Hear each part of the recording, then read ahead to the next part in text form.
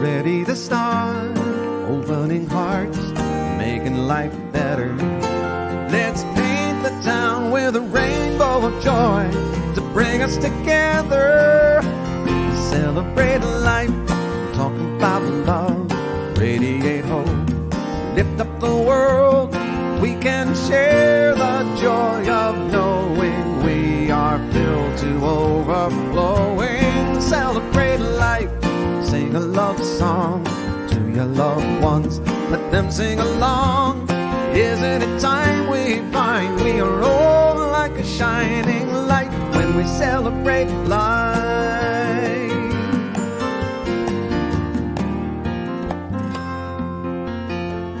If you're ready to play out in the day, whatever the weather, let the rain fall, there's joy in it all when we do it together.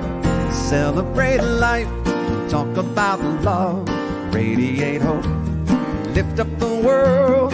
We can share the joy of knowing we are filled to overflowing. Celebrate life, sing a love song to your loved ones. Let them sing along. Isn't it time we find we are all like a shining light when we celebrate life?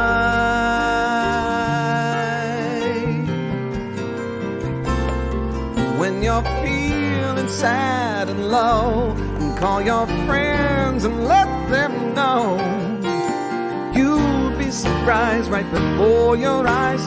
They're so open-hearted, they'll get the party started. Celebrate life, talk about love, radiate hope, lift up the world. We can share the joy of knowing we are filled to overflowing. Celebrate life, sing a love song to your loved ones. Let them sing along. Isn't it time we find we are all like a shining light when we celebrate life? Yeah, celebrate life.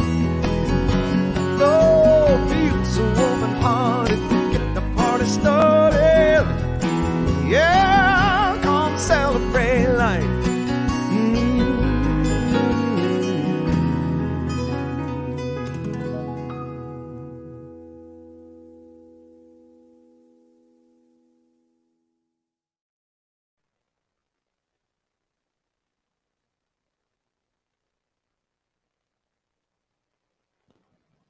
Good morning and welcome to the Center for Spiritual Living Midtown Atlanta, where we remind you that such is the nature of life, that all it asks and all it wants is the opportunity to appear. You're that opportunity, so am I, and so it is. So welcome. I'm here to celebrate life. We are talking about the 4 areas of life this month, and today we're going to be talking about work. Yay, right? Good, exciting. All right, good. Yes, all right. So moving on. Welcome. If you're here for the first time or if you're watching us for the first time, we give you a special welcome and let you know that wherever you are, whoever you are, whatever you are, however you understand yourself, however you name yourself, whatever communities you're part of, how any of that works, we celebrate you. We believe in you. We believe in your ability to grow, your ability to change into that which you wish to be, your ability to just enjoy life. It's the great gift. It's the one thing we've all been given equally, all across the board, and therefore it's what we celebrate. We're here for that on Sunday mornings. Now, there are some challenges for many of us about life and living life, and for some time, one of the things this teaching does, or one of the things we do here, is offer ideas and practices and processes for taking your life to another level, to a better expression, to a greater freedom in one of the 4 or 5 areas of life that is going on, in whatever area you're doing that. So I want to tell you a little more about who we are, but instead of me doing it, I want our practitioners and board to do that. So let's hear about the Declaration of Principle.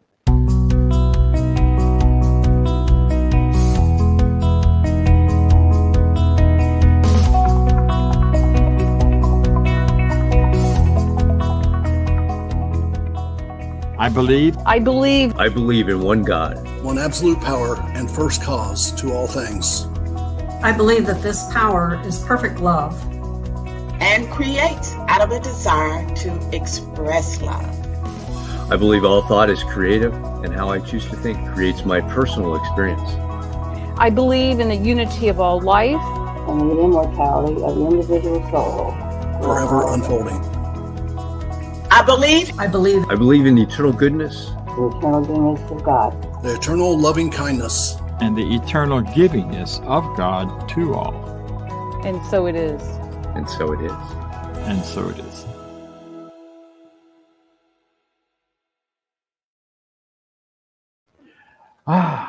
So that's just a little bite of our Declaration of Principle, a small part of a longer document that Ernest Holmes, our founder, put together just before a radio show way back in the day. I don't know what year. They told him as he was waiting to start to go on the air that he would be asked what we believe. And he sat down and jotted down these basic principles that are the core of this teaching. Now, they've been edited some and changed some, and we have attempted at times to change the pronouns so that it's clear that it's inclusive of everyone, even if it says he a lot. It's not intended to exclude or be in any way limiting. So that's a bit of what we believe, and you can find out more on our website, cslmidtown.org. You can also find out more by simply showing up here in person, bumping elbows with people. We do a lot of elbow hugs around here. We also do real hugs for those who are comfortable with it. So if you're interested in getting with some people who are on the same or a similar mindset and a similar path of growth, this is a place to do it. So we invite you to come and to join us here. Right now, I want to talk a minute about a practitioner. I said some of those folks were practitioners. Practitioners are folks who are really trained in this teaching, in the teaching of the science of mind. And in their training, they learn how to accomplish things in their lives that are in accordance with what they desire, to bring greater health, greater prosperity, greater freedom of all kinds into their personal experiences. And they also learn how to do that work for and with other people. And that's why we license them. That's why our international organization licenses them and says these folks have proven that they know how to do this for themselves and other people. So if you got anything going on in your life that you're not too happy about, or that you're wishing you had more of or less of, or something different, I encourage you to contact one of our practitioners, because they can help you walk through that and help you find a better way of life. So you'll see that you'll meet one of them now, and we've got 1 and 2 here in the room. And it's an opportunity then to say, hey, I would like to talk with you. We also have them all listed on the website. You can go there and send an email, and we will connect you up with someone. So we're here for you. That's our purpose. That's our point. So right now we're going to hear from one of our practitioners. I've worked with this woman as a practitioner since 2003, 2004. And in Florida first, and now here. She didn't move, I did. And we've stayed in touch, even with big gaps. She is, we sometimes refer to her as Reverend, even though that's an honorary title that she's been given by those people who know and love her. So without saying a whole lot more, I want to introduce you to our wonderful, fabulous, what's her name?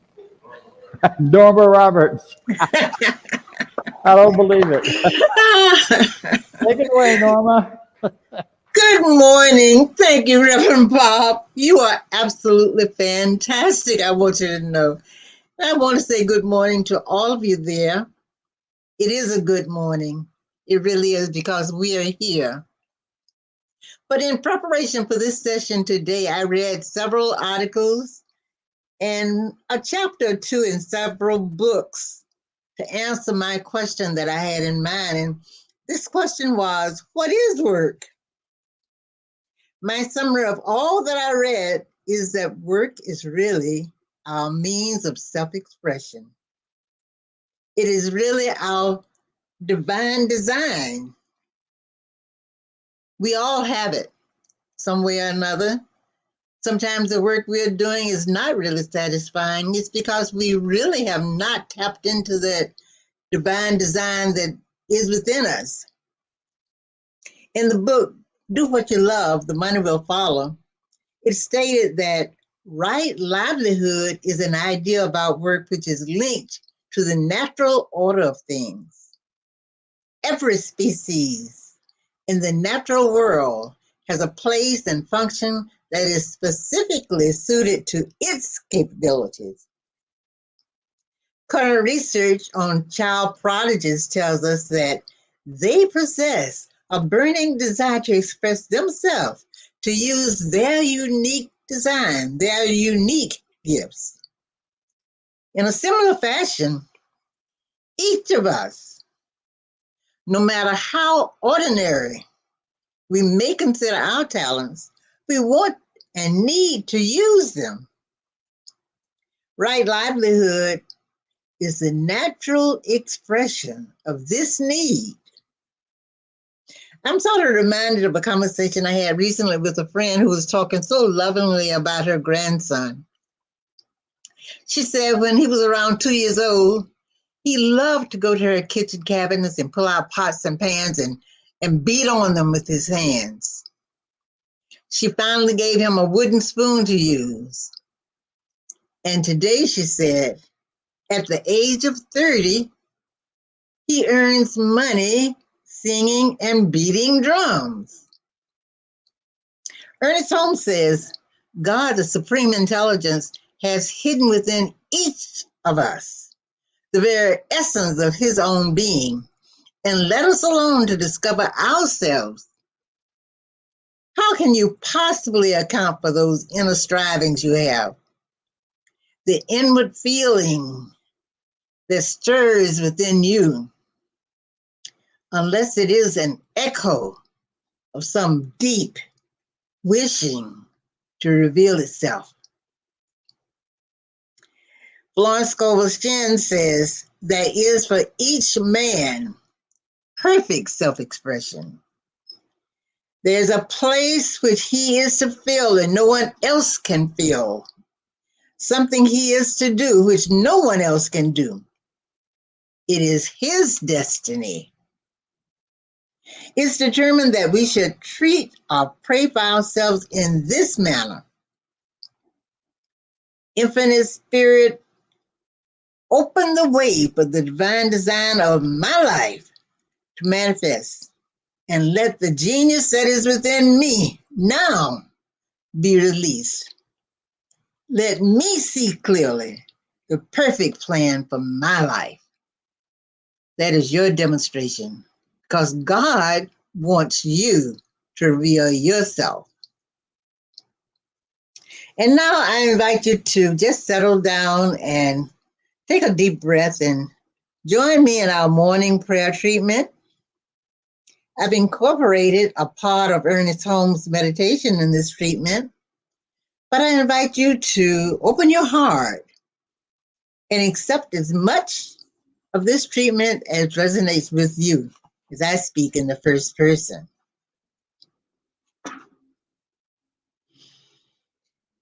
I know, and I know that I know that God is all there is. It is the very essence of everything seen and unseen. It created me out of itself to express that it is.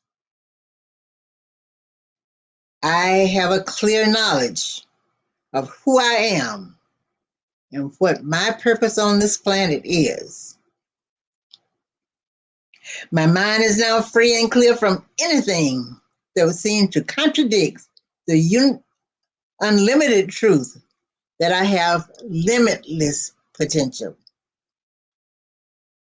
Because my nature is one with divine nature, I am free from any confusion or doubt. Any and all ideas of any nature that tends to obstruct my good, my self-expression, my perfect demonstration is right now uprooted, totally eliminated, and permanently eradicated from consciousness. Believing that I am an individual in God and a divine person in my own right, I know that I have within me all the skills and knowledge to deliver in my work experience. I expect new ideas and new ways of doing things to stimulate my imagination in action. I now experience new and greater expressions of perfect health, exceedingly abundant wealth,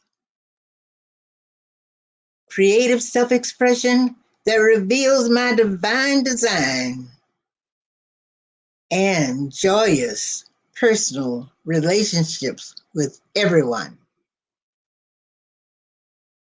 I give thanks for a greater degree of clarity in all of my thinking.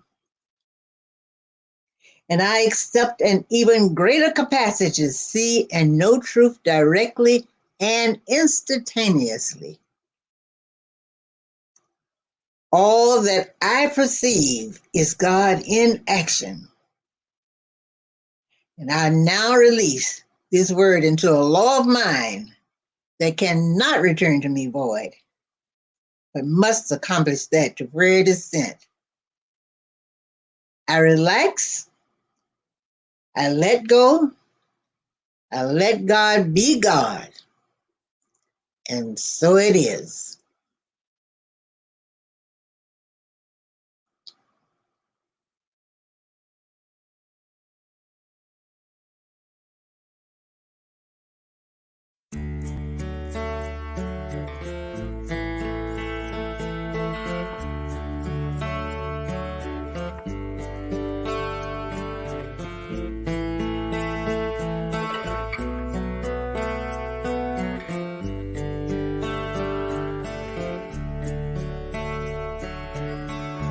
You are love in expression.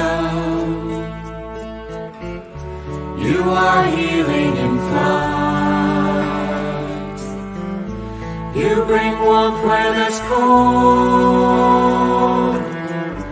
You turn darkness to light. You are love in expression. You are healing in flight. You bring warmth where there's cold. You turn darkness to light. Your harmony soothes us. Your passion ignites a rush in our hearts as we closely unite.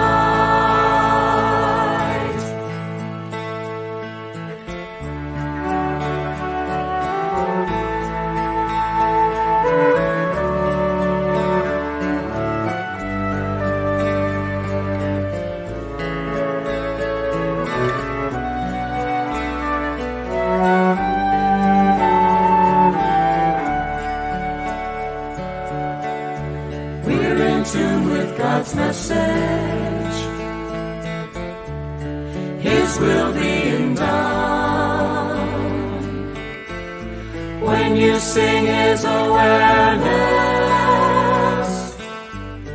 with you we are one.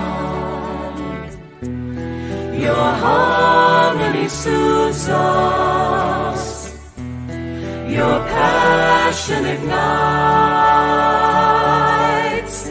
a rush in our hearts as we closely unite.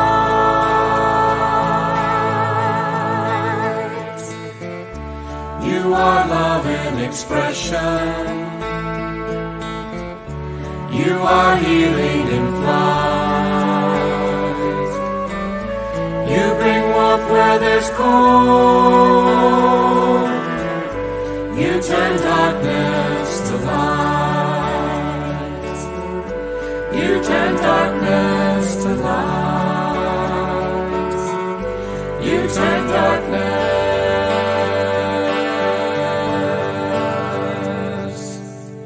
to light.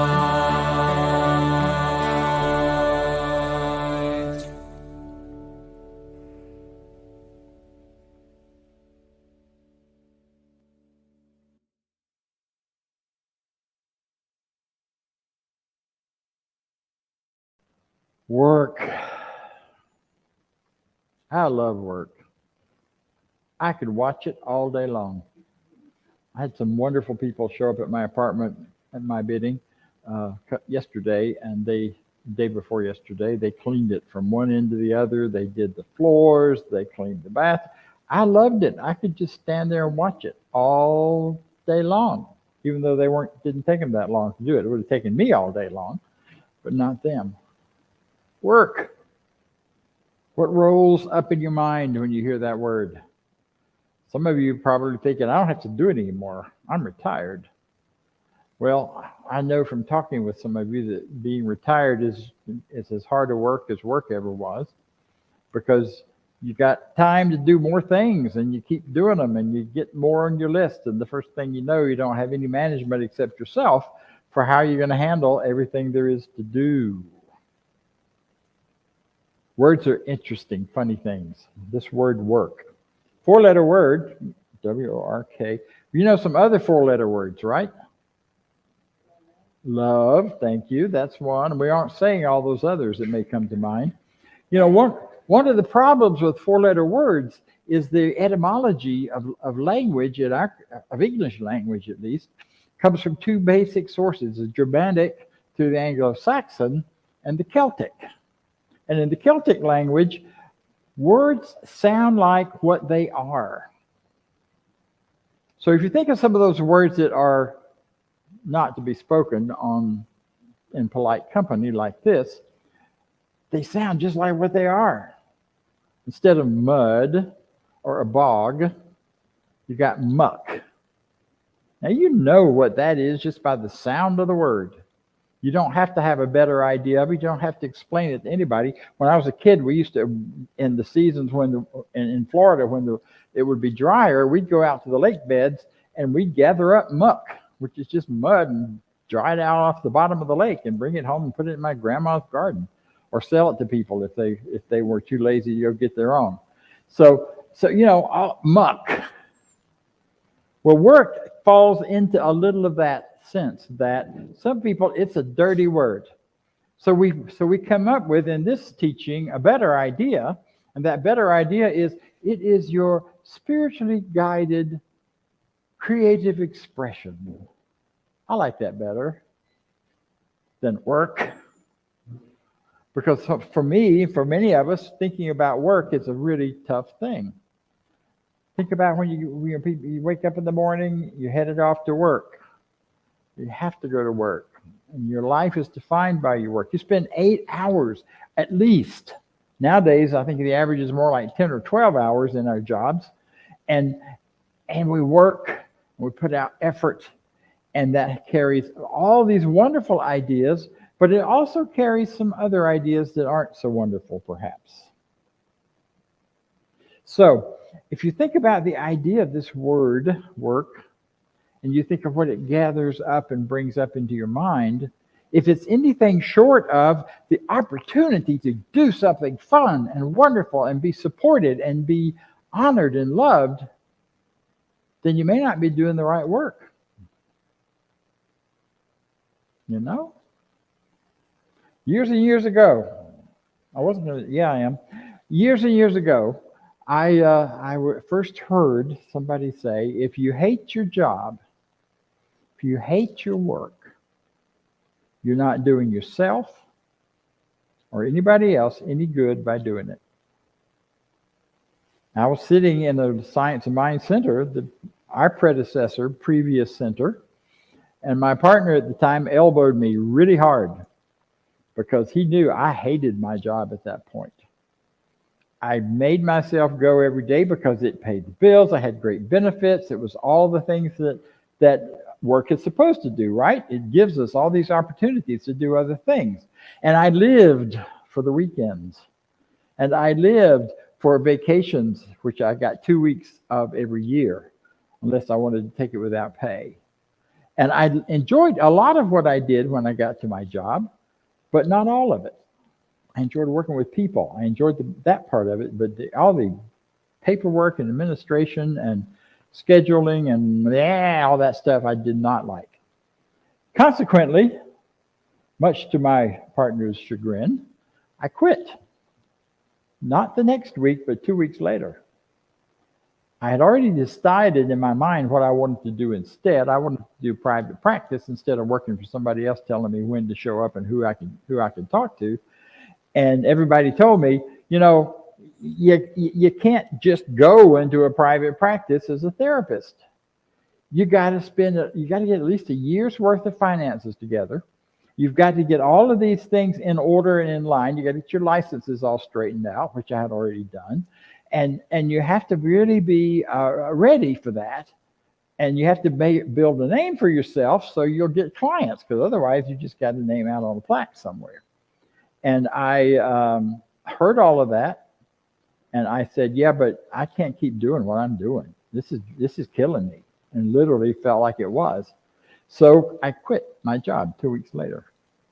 I met someone at a meeting right after that who said, you know, I have a dear friend who's been doing therapy for years. He's in this same field of alcohol and drug rehab and working with families. And he needs somewhere to send his clients. I went, hello. So over the next 2 weeks, I built a practice. I had a space to use. I sublet an office. And within a month, I had a full practice, paying full fees, full benefits. Now, that's because I had stepped into the role of who I really am and what I want to be, and what my calling, as Norma pointed to, is from inside of me.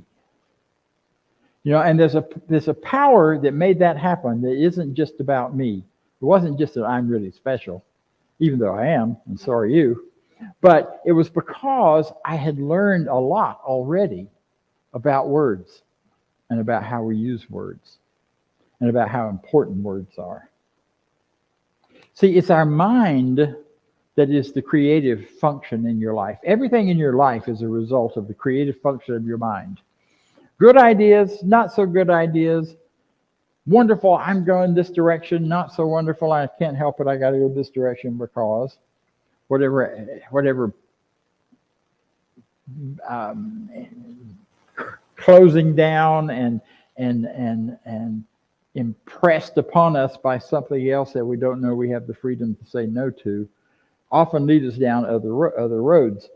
But the mind is creative, but a thought that the mind creates is the action that you take. It's the first step in an action, is to have a thought. Now, you know what it feels like to be joyful. You know what it feels like to be supported. You know what it feels like to be honored and welcomed and treasured. Imagine that in your work. And the thought becomes,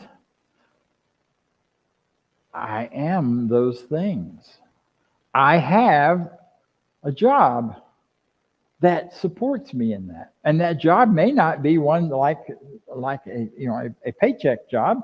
It may be a job where I just get to do that creative expression that is me and count on the flow of prosperity coming to me. But you get the thought. But the thinker, you're the thinker that creates that thought, is where the real creative power is. Once the thought comes out and you say, I am thus, you have shaped something into form. I know this is a little esoteric, but hang on. Because from that thought then comes an example, an experience, a form, a function. From the thought of, I hate my job, comes all of the opportunities to hate your job. I hate my job.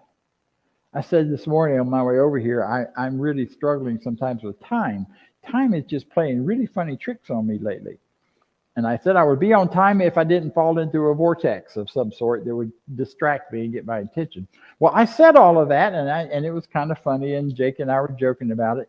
And then I'm sitting here, and just as we're starting, the clock falls over and falls off, and the battery falls out of it. So we don't know what time it is. Well, I do now because, thank you, Lee fixed it. You know? All it takes is a thought. And these things that happen to us are the result of those thoughts. We create these things. And sometimes the word work can be such a hidden truth, such a hidden reality. You have to look behind it and into it deeper to see what is the creative process there. I talk about doing spiritual work all the time. Well, believe me, that is not hard work. That is not work in the sense of something that I dread doing, something that costs me a lot, something that takes a lot away from my life or my time or anything else. It is the thing that brings me such great joy. To read, to meditate, to do affirmations and watch them unfold. That's exciting stuff. To set a goal and see it as not just a goal out there somewhere, but a goal that I am going to grow into becoming. And then watch and see how that works. And I'm usually surprised as heck by it. Almost said another four-letter word. I'm surprised because the way to get to that may be very different than anyone ever imagined. I once said about when we were still at the academy, and we were shrinking in size and things were getting difficult financially, man, it would be so nice to have kind of a retreat place where we could just go be together, enjoy the retreat, enjoy the sense of presence and camaraderie and community that comes. And here we are. Now, I'm not saying I did that. COVID had a lot to do with that. It wasn't just Bob. But Bob's part in it was manifesting this space, which several people in our community kept saying to me when we were first started looking for another space, you ought to go look at this, you ought to go look at this. And I thought, I'd heard it was too rustic, and so I wouldn't do it. And once I saw it, I'm like, I fell in love immediately. This is a beautiful location, beautiful place to be, in the woods, no less. I love the woods. So I'm knowing then, when I think about work, that there are two basic tracks I can go down. You know, we talk about our train of thought. You get that first thought going, and then it builds and it attracts more thoughts that match it. So you have a thought and a train of thought. Well, the train of thought is what I'm really kind of after today, because once you think about work, what's the starting point and what is the imagined ending point? Where is your train of thought going to take you? Is it taking you to a place of suffering and pain and sorrow for 25 years until you can retire? Or is it taking you, once you're retired, down a path of to the train station that says there's nothing more for you. You should just sit here and watch television and get old. That one pulls on me sometimes, because I do love to watch movies and things on television. But that ain't where I want to live.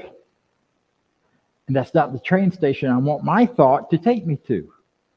Instead, I want my thought to take me to greater and greater living, more broader knowledge and experience of what it means to be alive, of what it means to be fully embracing life and letting it embrace me, and take me to the grand new adventures. I have a bucket list of places to go. I don't have time to get old.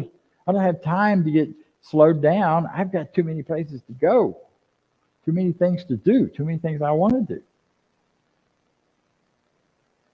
So you get to decide what train of thought are you going to create, because it's all about you being the creator.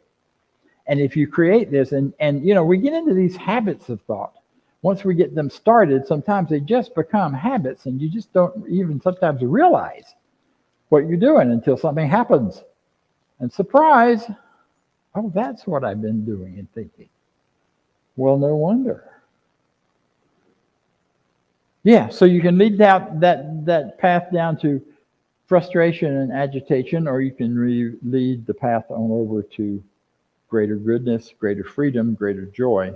And for work, I do believe that since anything I'm going to spend the majority of my waking hours doing had better be something that I find joy in, something that values and honors my gifts, whatever those are, however I'm bringing it forward. It needs to be something that is going to allow me the freedom to share the love that I feel for people, for events or things. It's got to be a place where I can be of service to myself as well as to you and others. After I'd gotten into that private practice and been doing it for a while, I was on vacation, on one of those 2-week vacations. Went to the beach, and it was so much fun. I got to plan my day, my schedule. I got to decide what to eat. I didn't have to answer to anything or anybody. And man, it was wonderful. I loved it. Spent about 2 weeks doing that. And I came back and declared, I am going to live from this day forth as if I were on vacation. And I double dog dare you all to try that, whatever your life is right now. Because on vacation is where I felt free. I got enough rest. I took care of my body. I had time to do that. I got my priorities straight about what mattered to me. And so that's what I think work ought to be for all of us, is that time and place where we get our priorities straight, where we have time to take care of ourselves, and we are deeply valued. I went on vacation with people I loved and people who valued me. So how do we turn around the situation if work for us is negative? If work for us is that taking us to that train station that we don't want, or that if we had in our better world, in our better lives, we wouldn't have. I'm reading a wonderful little book right now by Georgiana Tree West. It's called The 10 Commandments of Prosperity. She's a unity minister. And you know what? She's wonderful. In the old days of unity and Science of Mind were not that different. Unity and CSL were, and they still aren't in many places. The basic teaching of the two is the same. And what she says in her book, the second commandment, the first one is, God's the only one. Don't take any other gods but God. The second one is the one about making graven images. And her version of it is, you shall make no mental images of lack. Make no mental images of lack, including where your work is concerned. And especially there, since you spend most of your day doing it. And again, this is whether you're retired or you're on a paycheck. It's the same thing. So the first step is to decide what we're not going to do. Ernest Holmes taught, when he taught about treatment, was that sometimes you have to deny before you affirm. You have to figure out what you say no to, and when you get clear about what that no is, then you know exactly what the opposite is, exactly where you're going to go next, or what the next better idea is. So, thou shalt not make mental images of lack.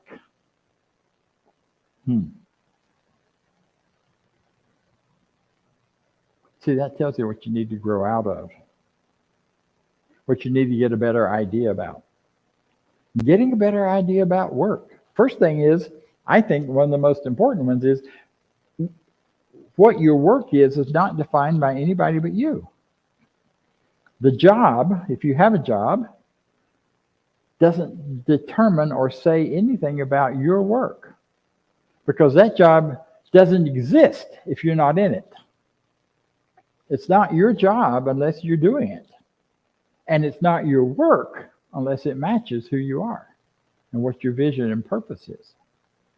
And, we get too caught up with the idea that the work out there, the job, the people who control it and who tell us what to do are really where the work is. And then where the power is.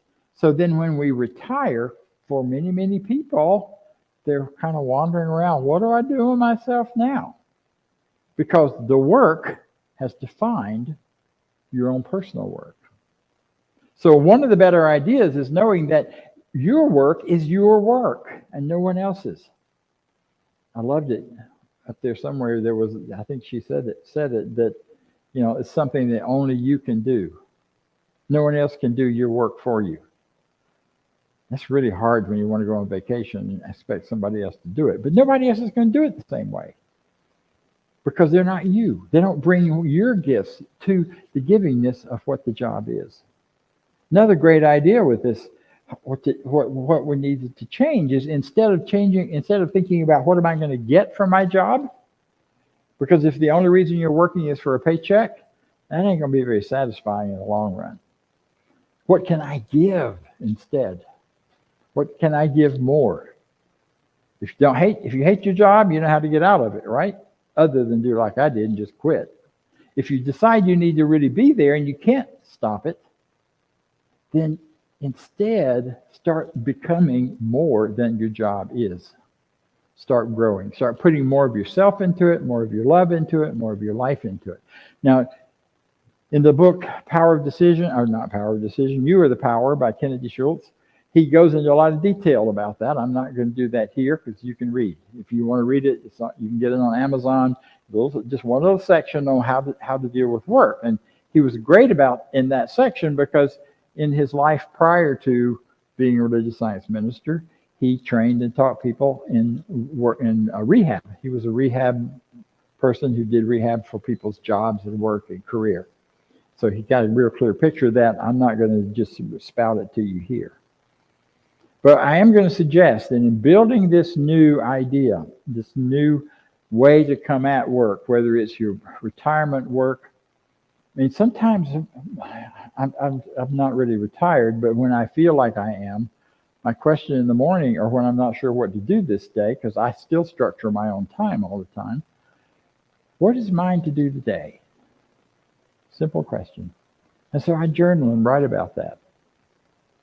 And it isn't so much what is mine to do, but what do I want and require that I feel and experience today? I want to feel and experience love. I want to feel and experience value. I want to feel and experience excitement and energy and joy. And then once I clarify that in my mind, then the opportunities for all that begin to show up. But if we start our day saying, another day I don't have a structure, I don't know what I'm going to do with myself, I'm just, if you're like me, then you'll either escape into some kind of addictive process where you don't have to think anymore, like television, or you're going to walk yourself right into some pretty negative, painful kind of things. You don't know what to do. Someone, something, somewhere will always be willing to tell you what to do. I don't know about you, but my family was always quite willing to tell me what to do if I didn't take charge of it myself. And, I just get so mad at them about that. The truth is, I was the one inviting them to do it by saying, I don't know. Well, you do know. You're a knower. That's the main thing you are as a human being. We're here to know. You're a knower, so you know that you know. And all you have to do is start there. I know that I know.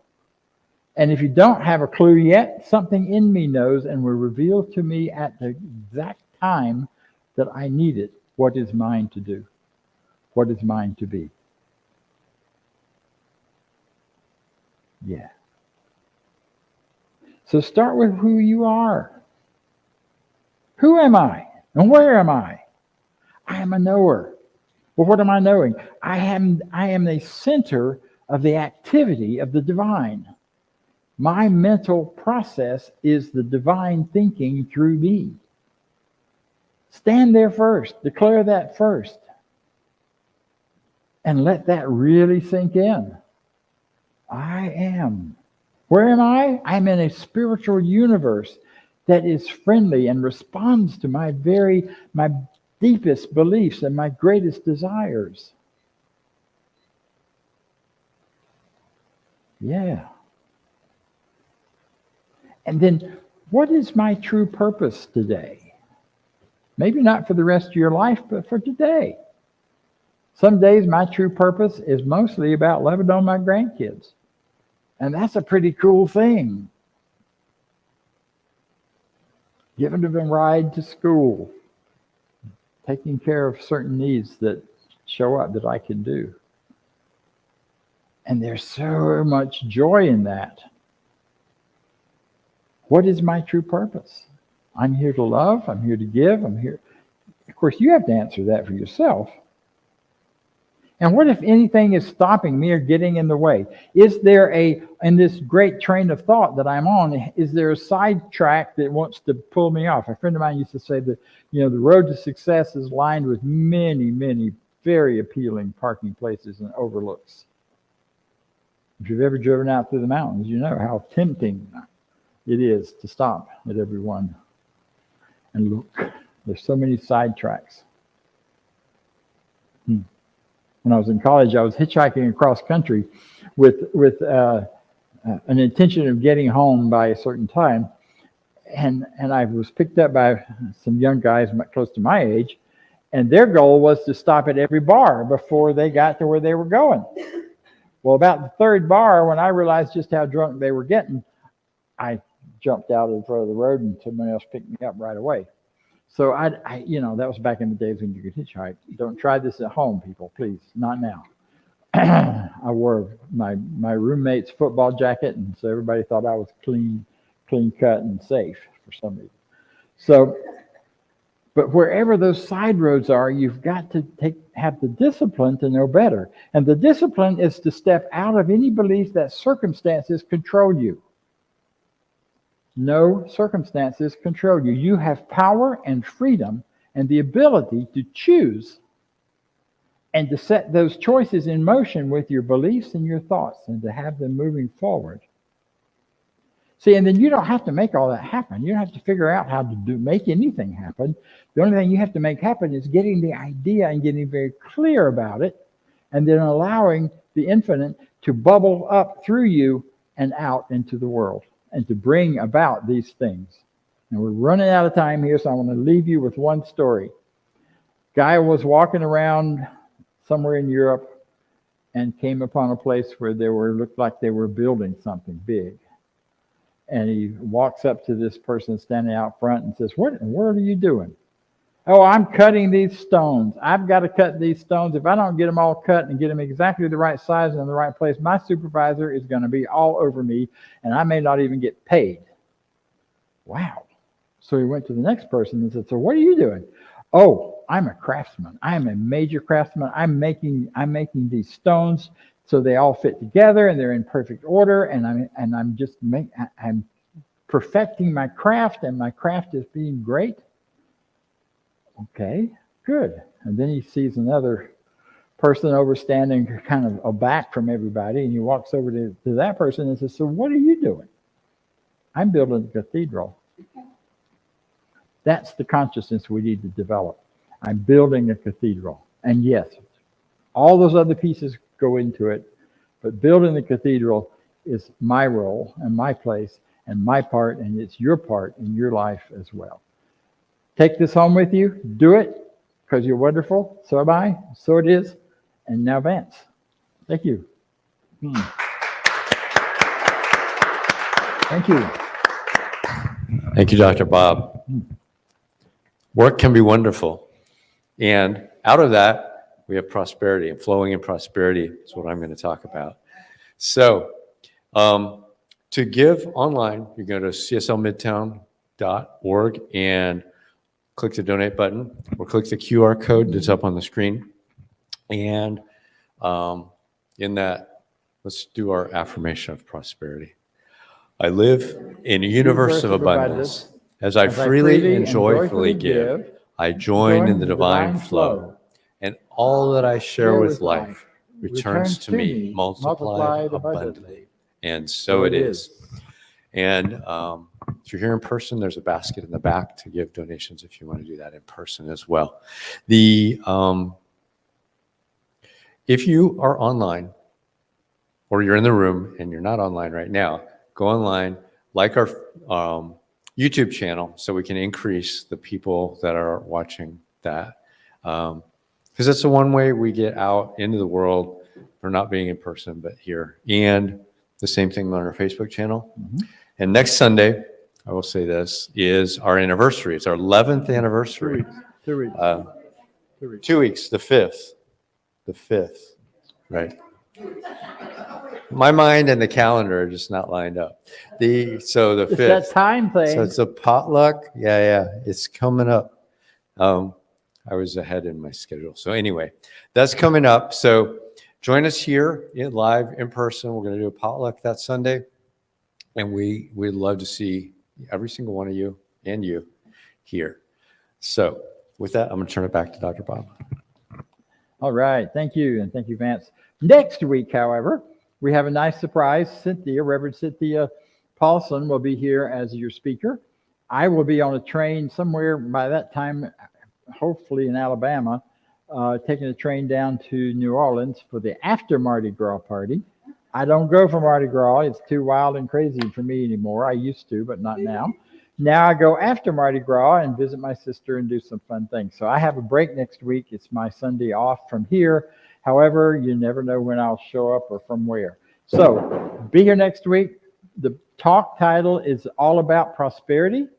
So it kind of builds on what I started today. She'll be here to do that. So thank you for that. And join me now in our closing. I leave this place now knowing something better than I knew before. I go forth into the world with a heart full of love and a mind full of good sense. I look at the world in a greater way, knowing that I have within me everything I need to create the life I desire. I give thanks for this understanding. I am grateful for the spirit of life that lives through me. And so it is. Thank you. We'll see you all next week and more.